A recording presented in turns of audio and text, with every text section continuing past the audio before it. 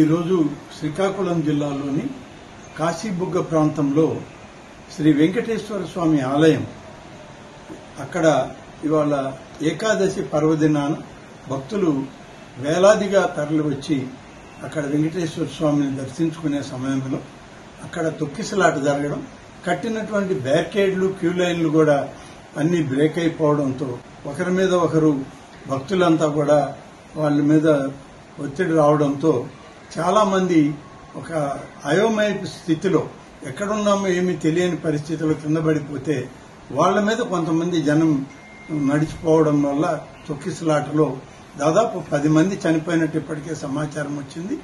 మేము అన్ని వివరాలు కూడా ఇప్పటికే మా వ్యవసాయ శాఖ మంత్రి సోదరులు అచ్చెన్నాయుడు గారు, సోదరి శాసనసభ్యురాలు గౌతు శిరీష గారు అక్కడికే వెంటనే వెళ్లడం జరిగింది. అన్ని కూడా పరిశీలిస్తా ఉన్నారు. జిల్లా కలెక్టర్ గారు, దేవాదాయ శాఖ అధికారులందరూ కూడా అక్కడే పరిశీలించి వివరాలన్నీ కూడా సేకరిస్తా ఉన్నారు. మొత్తం మీద ఇప్పటికే అందిన సమాచారంలో అయితే 10 మంది చనిపోయారని చెప్పి ఇప్పటికే సమాచారం వచ్చింది. గౌరవ ముఖ్యమంత్రి గారు కూడా వీటి మీద స్పందించి ఆదేశాలు ఇవ్వడం జరిగింది. మొత్తం మీద ఈ ఆలయం అనేటువంటిది ఇది ప్రభుత్వ ఆధీనంలో ఉన్నటువంటి ఆలయం కాదు. ఒక ప్రైవేటు వ్యక్తి తన సొంత నిధులతో నిర్మాణం చేసిన ఆలయం. దీని వివరాలు కూడా సరిగా ప్రభుత్వం దగ్గర లేవు. దేవాదాయ శాఖ కానీ ఇతర జిల్లా అధికారులకు కూడా ఆ నిర్మాణం చేసిన వ్యక్తి ఈ ఆలయ వివరాలు ఇవ్వకుండా ఇవాళ ఏకాదశి పర్వదినాన దాన్ని ప్రారంభించుకుని ఎక్కువ మంది భక్తులు రావడం జరిగింది. ఆ ఆలయ పరిధి కేవలం 2-3 వేలు మాత్రమే సరిపోయేటువంటి ఆలయం. కానీ ఈరోజు ఈ ఏకాదశి కారణం కార్తీక మాసం వల్ల దాదాపు 25,000 మంది పైన జనాభా వచ్చారని, అందులో సరైన క్యూ లైన్ లేకపోవడంలో తొక్కిసలాట జరిగిందని ఇప్పటి వరకు మాకు అందుతున్న సమాచారం.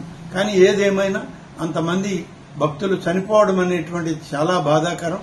వారి కుటుంబ సభ్యులకి రాష్ట్ర ప్రభుత్వం తరఫున, దేవాదాయ శాఖ తరఫున వారికి ప్రగాఢమైన సానుభూతిని తెలియజేస్తూ ఇప్పటికే క్షతగాత్రులైన వాళ్ళందరినీ కూడా అన్ని ఆసుపత్రులకు తీసుకెళ్లి వాళ్ళకి కావలసినటువంటి మెరుగైన వైద్యం అందించాలని, మరి ఎటువంటి ఎక్కువ మంది ఇంకా దానిలో ఇబ్బంది పడకూడదని చెప్పి అధికారులకు ఇప్పటికే ఆదేశాలు ఇచ్చాం. ఇంకా ఎలా ఉంటుంది సమాచారం అనేది మా వ్యవసాయ శాఖ మంత్రి వారు, జిల్లా కలెక్టర్ గారు, శాసనసభ్యులు అక్కడే ఉన్నారు కాబట్టి వారు ఇచ్చే సమాచారం తీసుకుని మళ్లీ మాట్లాడతారు.